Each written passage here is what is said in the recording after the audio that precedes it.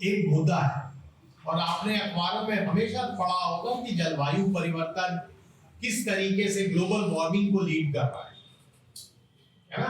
ये जो global warming हो रही है उसके कारण बहुत सारे क्लाइमेटिक चेंजेस हो रहे हैं, और उन क्लाइमेट चेंजेस में कई परिवर्तन जो है वो विजिबल भी है, हम लोग देखते भी हैं।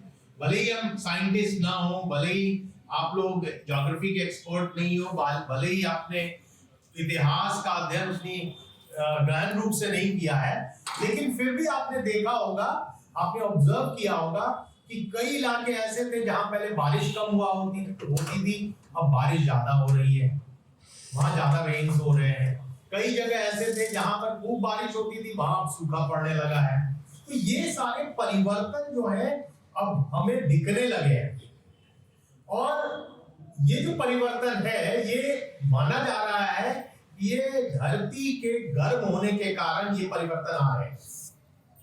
तो आखिर पहले हम ये समझें कि ये जो धरती का जो टेम्परेचर है, अर्थ क्या और अर्थ के जो चारों तरफ जो वातावरण है उसका जो टेम्परेचर है और उसका क्लाइमेट से क्या संबंध है। और हम यूं कहें कि क्या कोई जो फॉरेस्ट कवर होता है जिसकी बात हमेशा करते हैं जब हम ग्लोबल वार्मिंग की बात करते हैं, तो उससे उसका कोई संबंध है। तो हम 17वीं शताब्दी का मैंने एक केस इसलिए लिया है ताकि जो आज जिस चैलेंज को हम फेस कर रहे हैं उस चैलेंज को हम 17वीं शताब्दी के संदर्भ में समझ सके। तो सबसे पहले आप ये समझिए कि आखिर ये जो अर्थ है वो वार्म कैसे होता है, ये ग्लोबल वार्मिंग हम आखिर क्यों कहते हैं। ये ग्लोबल वार्मिंग का जो सीधा संबंध है वो कार्बन उत्सर्जन से है। और आज हम जब कहते हैं कि कार्बन उत्सर्जन हो रहा है तो कैसे होता है, आप फॉसिल फ्यूल का इस्तेमाल करते हैं, कार ड्राइव करते हैं, बहुत सारे इक्विपमेंट्स, नए इक्विपमेंट्स इस्तेमाल करते हैं, ये सारे जो रिलीज कर रहा है कार्बन वो सब एटमॉस्फेयर में जाता है और एक परत क्रिएट करता है अर्थ के धरती के ऊपर। तो ये जो परत है, ये जो बहुत चौड़ी मोटी परत जमती है कार्बन से, और जो कार्बन उत्सर्जन के कारण ये मोटी परत सूर्य का जो ऊर्जा हमारे पास आ रही है, सूर्य का जो ताप आ रहा है उसको वापस स्पेस में जाने से रोकता है ना। तो ये कार्बन उत्सर्जन बेसिकली इस तरीके से धरती की जो तापमान है उसको, प्लीज बेटा बैठ जाओ, डिस्टर्बेंस होता है, बीच में मत बैठो। स्पीकर के लिए बहुत डिफिकल्ट होता है somebody doing activity in front of you, so just please sit down। तो ये जो तापमान है धरती का वो इसलिए बढ़ता है कि कार्बन का उत्सर्जन हो रहा है। अब ये जो कार्बन उत्सर्जन है इसका अगर आप इतिहास देखें बहुत पुराना है।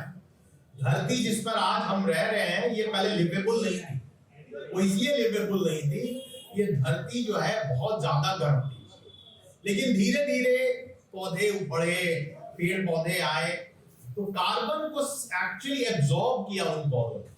तो हम इसीलिए आज जब कहते हैं ना कि फॉरेस्ट लगाओ, वन लगाओ, तो वन लगाने के लिए सरकार क्यों इतना जोर देती है, क्योंकि वन लगाने से जो जलवायु में, जो एटमॉस्फेयर में जो कार्बन है वो एब्जॉर्ब हो जाएगा और फिर वो जो परत मोटी जमी हुई है वो पतली हो जाएगी।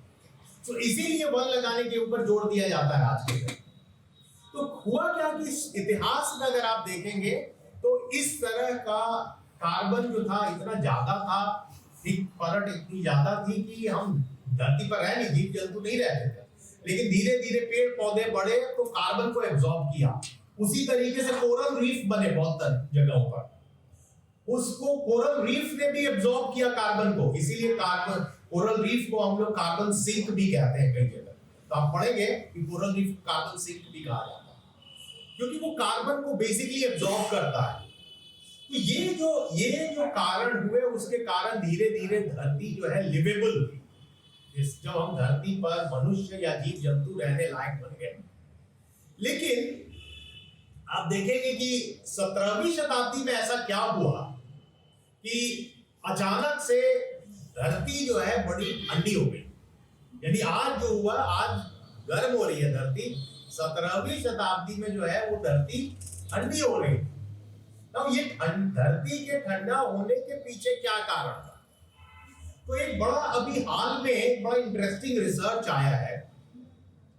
अलेक्जेंडर कॉच एक स्कॉलर हुए और उन्होंने 2019 में एक साइंस में एक अपना रिसर्च पेपर लिखा और उसमें उन्होंने बताया है कि बेसिकली यूरोपियन एक्सपेंशन जो हुआ, वो यूरोपियन एक्सपेंशन जो अमेरिका की तरफ हुआ। आपको पता है क्रिस्टोफर कोलंबस ने अमेरिका की खोज की थी।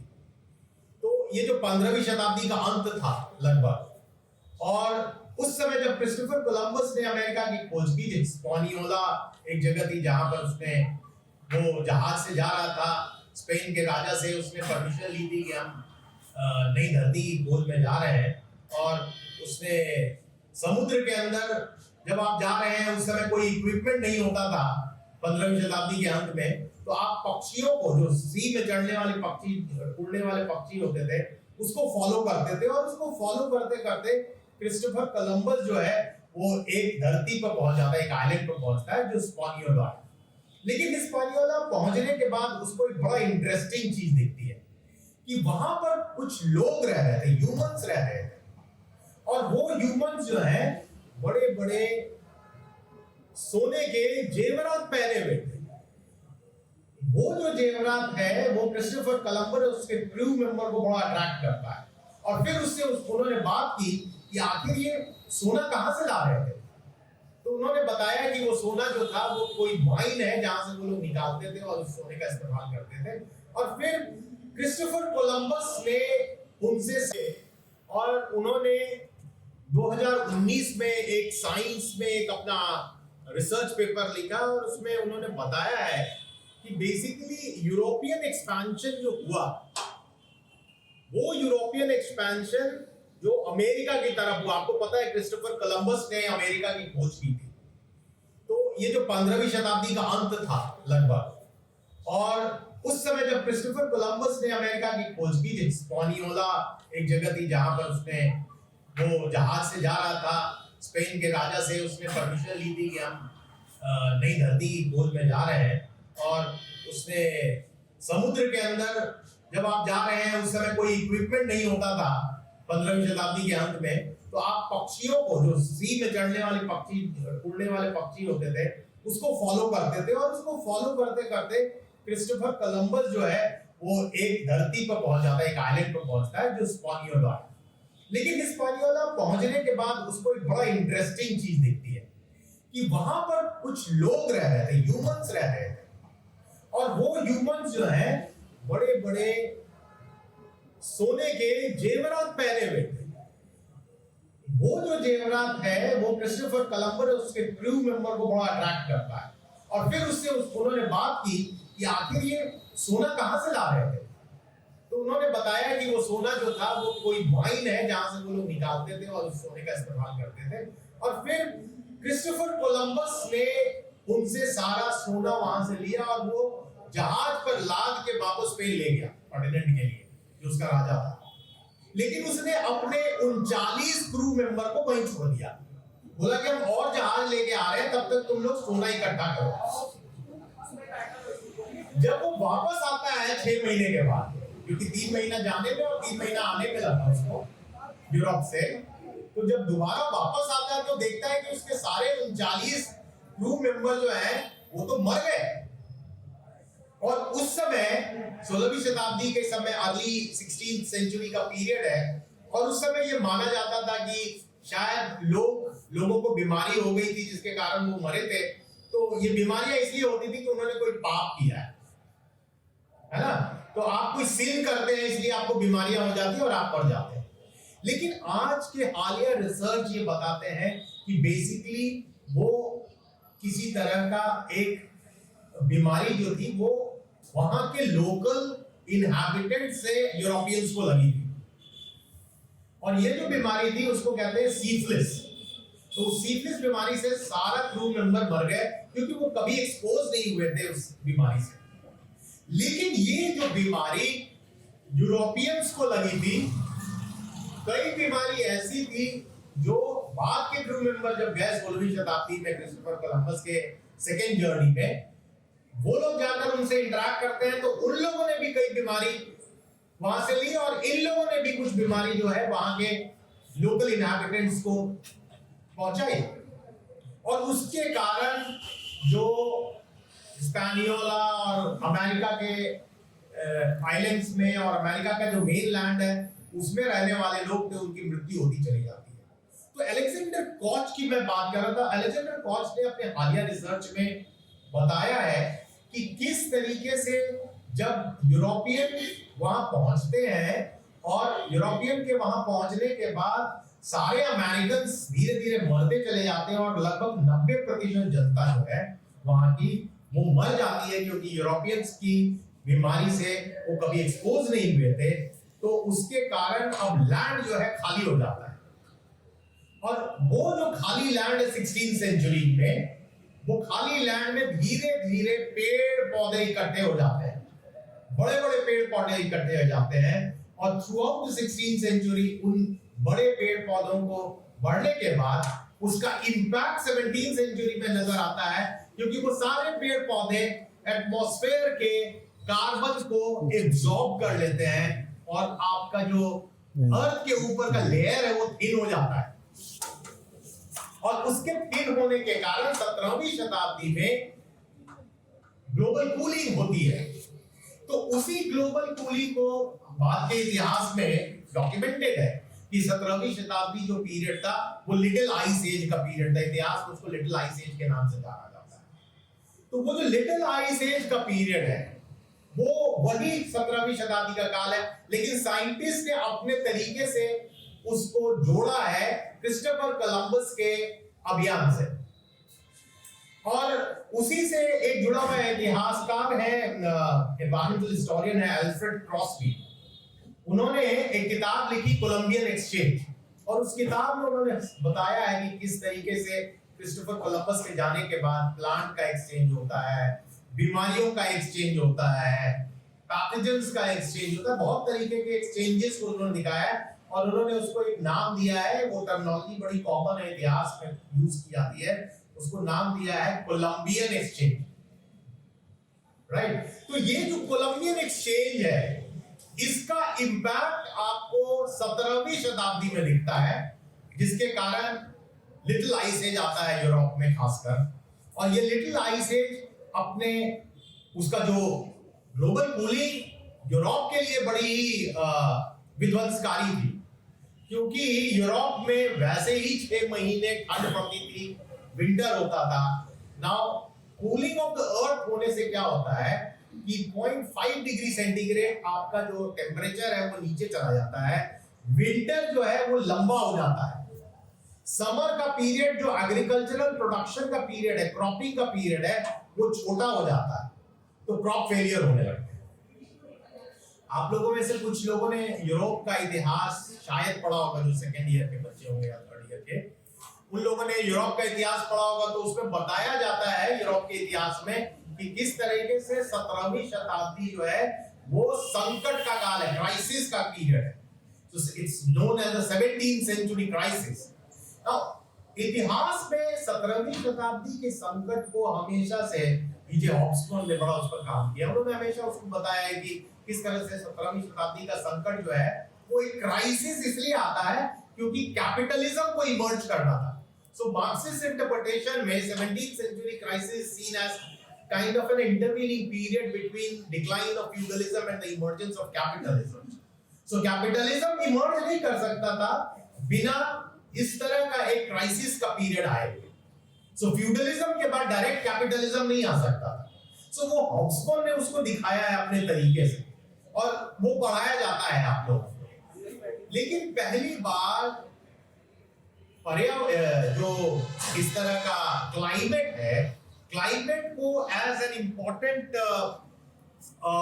इन्फ्लुएंसिंग फैक्टर सबसे पहले अनाल्स स्कूल ने उसका इस्तेमाल किया और अनाल्स स्कूल के इस इतिहासकारों ने बताया कि नहीं भाई क्लाइमेट भी एक इंपॉर्टेंट फैक्टर है जो हमें विजिबल होता है 17वीं सेंचुरी के पीरियड। बट उन्होंने कहा कि क्लाइमेट एक डिटर्मिनिंग फैक्टर नहीं है। पहली बार गुस्ताव उत्तरस्टॉर्म करके एक इतिहासकार हुए, उन्होंने सबसे पहले बताया कि नहीं ऐसा क्यों है कि इकोनॉमिक हिस्टोरियन बार बार ये इकोनॉमिक एनालिसिस करते हैं और बताते हैं कि 17वीं शताब्दी का संकट जो है वो केवल इकोनॉमिक रीजन से आ रहा है। वो कहते हैं कि जबकि ऐसा है कि आप देखिए 14वीं सेंचुरी में जब क्राइसिस आया तो प्लेग बहुत फैल गया था, 17वीं शताब्दी में जब संकट आया तो प्लेग फैल गया था, और उन्होंने कहा कि ये प्लेग का सीधा रिलेशन क्रॉप फेलियर से है। और उन्होंने दिखाया है वो क्रॉप फेलियर क्यों होता है। क्रॉप फेलियर इसलिए हो रहा है कि उस समय लिटिल आइस एज आया है, ग्लोबल कूलिंग हो रही है, विंटर लंबा हो गया है, समर पीरियड कम हो गया है, रेनफॉल का पैटर्न बदला है, और ये सारे परिवर्तन क्रॉप फेलियर को लीड कर रहे हैं। बट देन ही सेज कि प्लेग भी उसी से संबंधित है। क्यों? क्योंकि जब क्रॉप फेलियर होता है तो चूहे जो थ्राइव करते हैं क्रॉप प्रोडक्शन पर वो मरने लगते हैं, और एक ऐसे जगह का चूहा, ऐसे खेत का चूहा जिसको कि अब अनाज नहीं मिल रहा है, वो किसी तरीके से प्लेग से ग्रसित हो जाता है, और फिर वो चूहा दूसरे ऐसे जगह के जनसंख्या से मिलता है जहां पर अनाज उपलब्ध है। और धीरे धीरे ये जो प्लेग है वो जिस तरीके से 14वीं शताब्दी में फैला, 17वीं शताब्दी में भी बहुत बड़ा क्राइसिस क्रिएट करता है। तो उत्तरस्टॉर्म जैसे इतिहासकार हुए, उन्होंने कहा कि भाई जब प्लेग इतना विजिबल है, एग्रीकल्चरल फेलियर इतना विजिबल है, तो आखिर हम 17वीं शताब्दी में क्यों नहीं क्राइसिस को, संकट को जलवायु परिवर्तन के संदर्भ में पढ़ते हैं। तो वो एक इंटरप्रिटेशन था। तो मैंने आपको बताया ना कि ये जो जलवायु परिवर्तन 17वीं शताब्दी का जलवायु परिवर्तन है, ये ग्लोबल वार्मिंग का नहीं है, ग्लोबल कूलिंग का है ना। और ये ग्लोबल कूलिंग जो है वो भी क्रॉप फेलियर को लीड कर सकता है, जैसे ग्लोबल वार्मिंग कर रहा है। सो ग्लोबल वार्मिंग के कारण आजकल मॉनसून फेलियर होता है, लेकिन ग्लोबल कूलिंग के कारण भी मॉनसून फेलियर हो रहे हैं। तो इसके ऊपर बहुत से इतिहासकारों ने क्या किया है। अभी जेफरी पार्कर ने एक बड़ी अच्छी किताब लिखी है ग्लोबल क्राइसिस करके, उसमें उन्होंने बताया है कि ये जो लिटिल आइस एज का पीरियड है, इसके कारण पूरे ग्लोबल लेवल पर क्राइसिस हुआ। तो प्रश्न ये उठता है कि ये क्या क्राइसिस सचमुच में ग्लोबल लेवल पर हुआ, क्योंकि उन्होंने जेफरी पार्कर ने तो मुगल पीरियड को भी कहा है कि उस क्राइसिस का पीरियड है। उन्होंने शाहजहां का पीरियड, औरंगजेब का पीरियड कहा है कि वो क्राइसिस का पीरियड था। Aurangzeb survive because Shahjahan survive because Shahjahan ventured, वो दूसरी जगह जा के आक्रमण करने लगता है क्योंकि वो क्राइसिस फेस कर रहा है। पर वो कहता है कि ये क्राइसिस विजिबल हो जाता है जब औरंगजेब का समय आता है। तो उन्होंने एक जनरलाइजेशन किया है, लेकिन हम देखेंगे कि ये जो क्राइसिस है, ये जलवायु परिवर्तन होता है, ये ओवरऑल पूरे विश्व में एक तरीके का इंपैक्ट कभी नहीं लाएगा।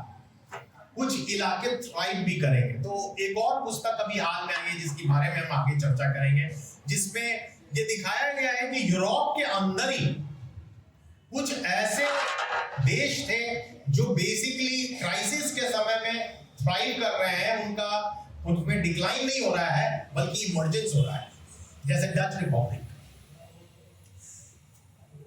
लेकिन ये लिटिल आइस एज आया क्यों? तो लिटिल आइस एज जो ये ग्लोबल कूलिंग हुई है, इसके आने के पीछे दो कारण बताए गए हैं। एक जो अलेक्जेंडर कॉच ने बताया कि कैसे मानव जो है उसके लिए रिस्पॉन्सिबल रहा है।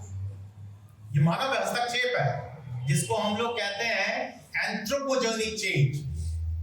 एनवायरमेंटल हिस्ट्री में इसको कहा जाता है एंथ्रोपोजेनिक चेंज, यानी मनुष्य के द्वारा किया गया चेंज। क्योंकि ये क्रिस्टोफर कोलंबस का डिस्कवरी नए लैंड का, ये तो मानव हस्तक्षेप ही है ना। उसके बाद उसका इंपैक्ट हुआ कि लोग वहां मर गए और नए पेड़ पौधे जन्मे। और global warming is going to be a big challenge, क्योंकि इंडिया जैसा कंट्री भी ग्लोबल वार्मिंग का इंपैक्ट फेस करेगा, क्योंकि इंडिया में रिवर्स ज्यादा है। और इंडिया में रिवर्स ज्यादा है, इसका मतलब ग्लेशियर्स पिघलने से जो रिवर्स आते हैं, ये जो फ्लड आता है रिवर में, लोगों को मिसकंसेप्शन है कि ये जो फ्लड आता है वो बारिश से आता है।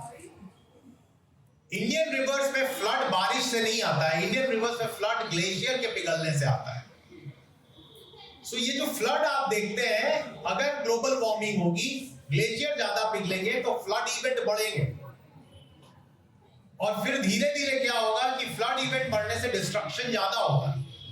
आप ऑलरेडी बहुत सारे नदी के किनारे पर अपने सेटलमेंट बना चुके हैं, तो उससे ज्यादा डिस्ट्रक्शन होगा। और फिर ग्लेशियर के पिघलने से धीरे धीरे क्या होगा, जब वार्मिंग इस तरीके से कंटिन्यू करेगा कई ईयर्स तक, तब आपके ग्लेशियर बनने भी नहीं लगेंगे, और जब ग्लेशियर नहीं रहेगा तो फिर नदी सूख जाएगी over a period of time. तो ये सारे चैलेंजेस हैं जो हम आज फेस करेंगे, और हमें समझना चाहिए कि ग्लोबल वार्मिंग मनुष्य के लिए बड़ा ही उसका प्रभाव हो सकता है, मनुष्य के एग्जिस्टेंस पर उसका प्रभाव हो सकता है, और हमें उसको कम करने की कोशिश करना चाहिए। इसलिए सरकार रोजाना आपको कह रही है कि अब आप इलेक्ट्रिकल व्हीकल्स की तरफ जाएं, रोजाना कह रही है कि सोलर पावर, सोलर एनर्जी का इस्तेमाल करें। और ये सब आजादी के 75वीं जो हम लोग महोत्सव मना रहे हैं, उसके दौरान इन सब चीजों की भी बात सरकारें कर रही है।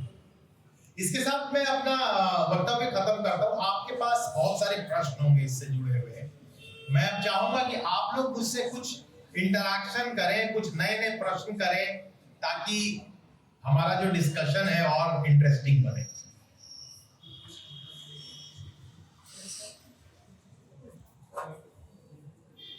Sir, many scholars say that the cause of the decline of Indus Valley civilization was also the downfall of Saraswati River. But some scholars don't even agree on the existence of such a river. There is a new name that is suggested, either Saraswati Indus civilization or a Gagra Hakra river is also being referred to. So can you please enlighten about So now, you know, it is now, I mean, everyone is now convinced that there were environmental factors behind the decline of Indus Valley civilization. Now, you call it Saraswati, you call it a Gagra Hakra reason, that's a different story. That's a debatable thing. And there are historians who have been looking for evidences to suggest whether this was Saraswati or not. लेकिन ये बात तो अब साबित हो चुकी है। Now it's been proven that most of the historians have now agreed on this idea that there has been some kind of a change in you know, not only in climate but also, you know, in the local surroundings. For example, I was on a visit to Dholavira, and you know, if you go to Dholavira site, you will find it's on a mound. हमेशा कोई भी site होगा वो ऊंचाई के ऊंचे स्थल पर होगा, लेकिन अगर आप उस माउंट पर खड़े होकर देखिएगा तो आपको दूर दूर तक लगेगा कि ये इलाका जो है एग्रीकल्चरल जोन रहा होगा, लेकिन अब वहां पर पानी का कोई आसपास स्रोत नहीं है, और थोड़ी ही दूर पर आपको वो नमक का एक तरह से मरुस्थल दिखेगा। तो जो ये जो नमक का मरुस्थल दिखता है, उससे लगता है कि इसका मतलब कि सैलिन वाटर जो है वहां तक पहुंच चुका है, और उस सैलिनिटी ने धौलावीरा जैसे साइट को और जो उसका जो एग्रीकल्चरल एरिया है उसको उन्होंने तो अब डिफरेंट साइट्स, और सारे साइट मैंने जैसा बताया कि हिस्ट्री में कोई भी परिवर्तन जो है उस परिवर्तन से एक ही जैसा प्रभाव पड़ेगा ये कहना बड़ा मुश्किल है। तो डिफरेंट साइट्स पर डिफरेंट रीजंस रहे होंगे। किसी साइट पर ऐसा भी संभव है कि नदी जो है वो दूर चली गई। अगर आप धौलावीरा में देखेंगे तो वहां पर अर्ली फॉर्म ऑफ स्टेपवेल मिलता है। आपने स्टेपवेल देखे हैं 12वीं शताब्दी, 13वीं शताब्दी, 14वीं शताब्दी के स्टेपवेल हैं। दिल्ली में भी स्टेपवेल बने हैं, लेकिन ज्यादातर स्टेपवेल किन इलाकों में बने हुए हैं। और अगर स्टेपवेल के प्रोग्रेशन को देखिए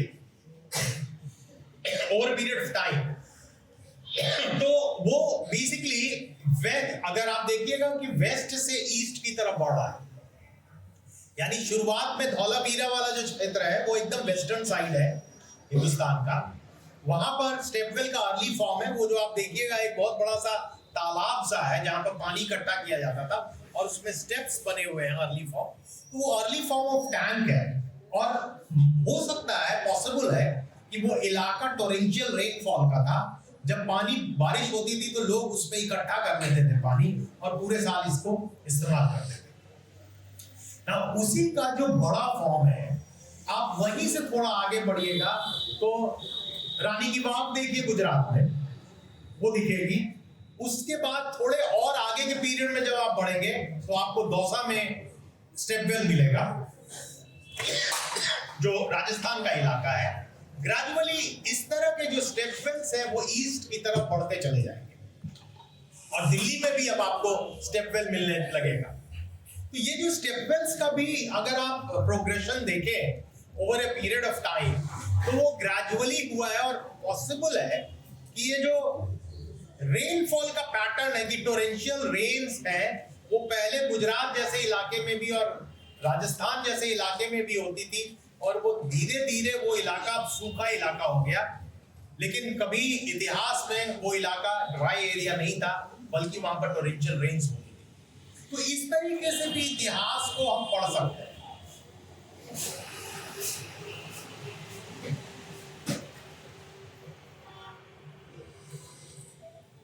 और कोई प्रश्न? चैलेंजेस को हमें फेस करना है।